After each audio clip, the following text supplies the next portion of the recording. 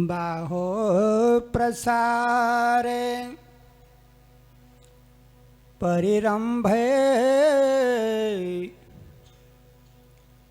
कराल कोरो निबियस्तनाल भन नरमय नखाग्र पाथे छेवल्या बलोक हसीते व्रज सुंदरीणाम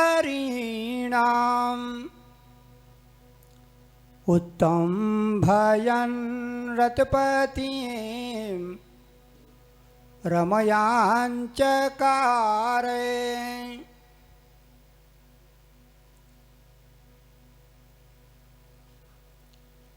6 दिन से हम नारायण की लीला श्रवण कर रहे हैं। त्रेता योग में जन्म लेकर के राक्षसों का वध करने के लिए तत्पर हो रखे हैं। आज जो घटी आ गई जब वो राक्षसों का वध करेंगे। क्यों करेंगे राक्षसों का वध? धर्म के स्थापना के लिए, धर्म की स्थापना करने के लिए दुष्टों का दलन, दुष्टों का मर्दन, राक्षसों का संहार आज करेंगे। हनुमान जी विचरण कर रहे थे, और सॉफ्ट कर बाबू इसको, और खोल इसको, और सॉफ्ट। हनुमान जी कल आपने देखा विचरण कर रहे थे लंका में। इतने में उन्होंने एक अजूबा देख लिया लंका में। एक अजूबा क्या देखा? एक कुटिया के बाहर धनुष बाण बना हुआ, राम नाम का निशान लगा हुआ और झंडा लगा हुआ है, जय श्री राम का। हनुमान जी कहते ये चमत्कार मैं पहली बार देख रहा हूं लंका में, और भगवान का नाम। क्या यहां भगत भी रहते हैं? हनुमान जी को अचरज हो गया। लंका निशिचरे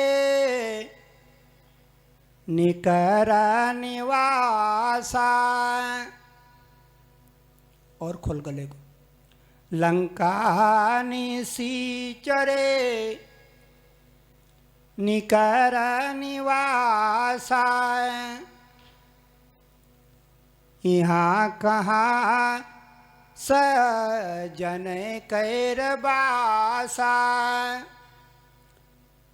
लंका निशिचर निकर निवासा, लंका निशिचर निकर निवासा।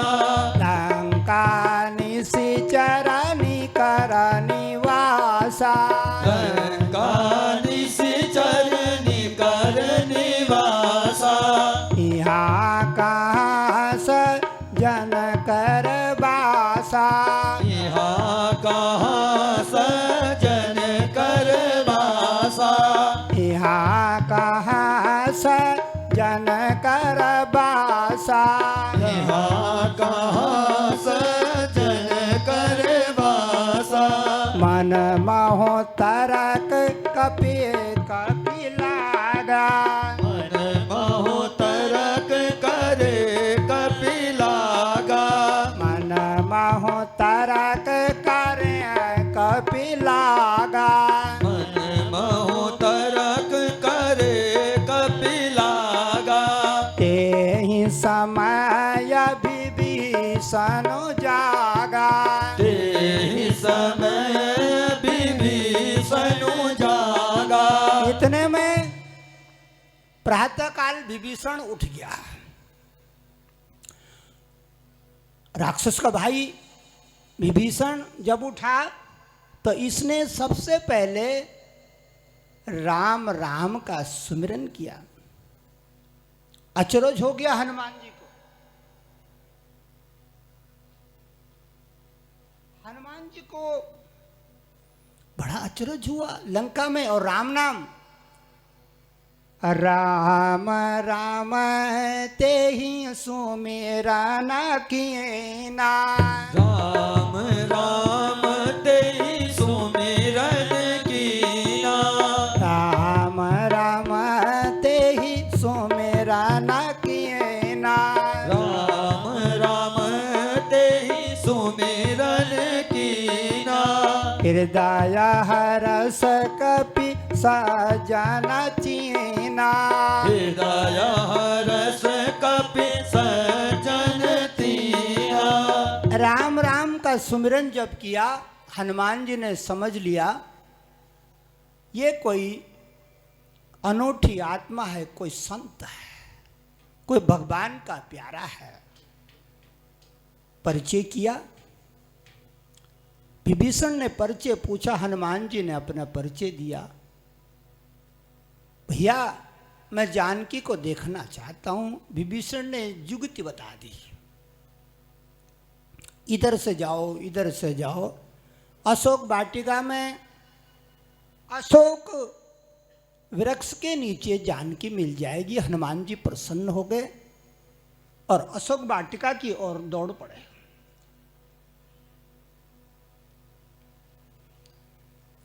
जाकर के उस वृक्ष के ऊपर छिप गए पत्तों में, जिसके नीचे जानकी बैठी थी।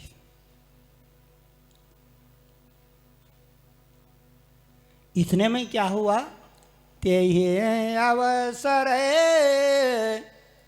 रावण तहा आवा। रावण आ गया इतने में। ते ही अवसर रावण तहा आवा। संग में नारियों का झुंड का झुंड, झुंड का झुंड जानकी को समझाने के लिए। और आकर के जानकी को समझाने लगा कि मान जा, मेरी पटरानी हो जा। बहुत कोशिश करी लेकिन जानकी तृण की ओट में छिप करके उतर देती। हनुमान जी ऊपर बैठे हुए हैं, ये सब लीला देख रहे हैं। जब रावण चला गया अपने सेविकाओं को आदेश दे करके कि अगर नहीं माने तो 1 महीने में इसकी गर्दन तलवार से उतार दूंगा।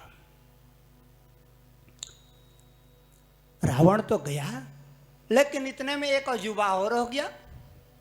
एक राक्षसी जिसको विभीषण की कन्या बताते हैं, उसका नाम था त्रिजटा। त्रिजटा नाम राक्षसी का। एक राक्षसी थी त्रिजटा।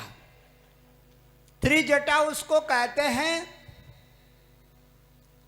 जिसकी 3 जटाएं होती है, एक दाहिनी और एक बाईं और एक पीछे। जैसे स्कूल की बच्चियां बनाती हैं ना 2-2, 3-3 जटाएं, जिस स्कूल की छोटी छोटी बच्ची बनाती, कभी इधर बना देती, कभी इधर बना देती है, फूल लगा देती है, ये कर। ऐसे ही वो त्रिजटा थी तो बड़ी उम्र की, लेकिन कन्याओं की तरह त्रिजटा बना करके बैठी हुई है, बड़ी उम्र की थी।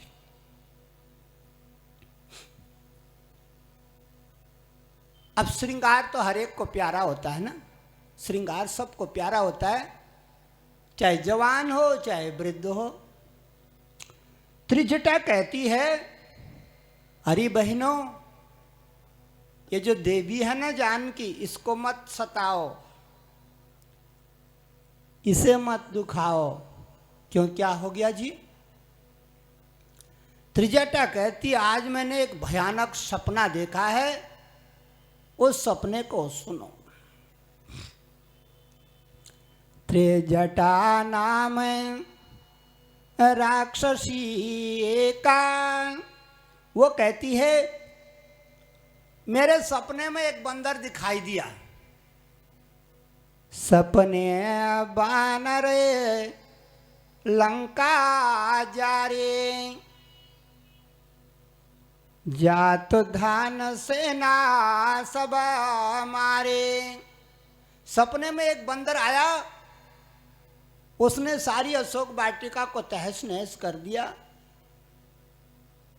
और जो राक्षस पैरे में थे उनको मार दिया। अच्छा, ये बानर की करतूत है। हाँ, और इससे आगे भी सुनो, इससे आगे और भी चमत्कार है।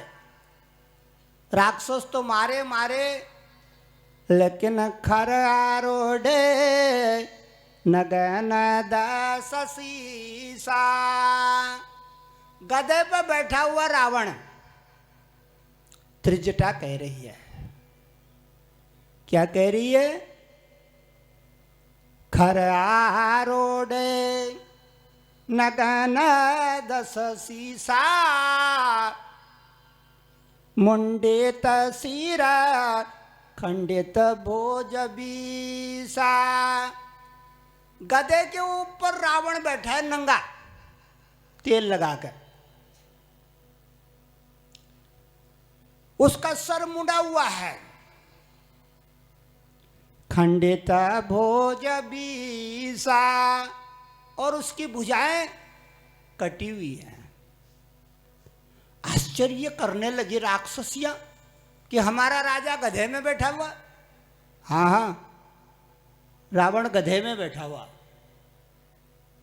त्रिजटा कहती है आगे, और इससे भी आगे सुनो सपना। इससे आगे क्या है? रावण गधे में बैठ के दक्षिण दिशा की ओर जा रहा है। कहाँ जा रहा? दक्षिण दिशा के ओर। यही विदिशो दक्षिण दिश जाए, लंका माना हो विभीषण पाए। और सोने की पालकी में विभीषण बैठा हुआ है। रावण गधे में बैठा है, सपने में दक्षिण दिशा की ओर जा रहा है नंगा। जो विभीषण है वो सोने की पालकी में बैठा हुआ है। त्रिजटा कह रही है अपना सपना। तो कभी कभी मेरी बहनों, सपना सच भी आ जाता है, सच हो जाता है। रोज नहीं होता, कभी कभी सपना सत्य की बात बता देता है।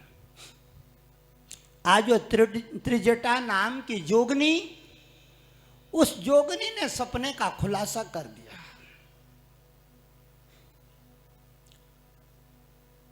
सारी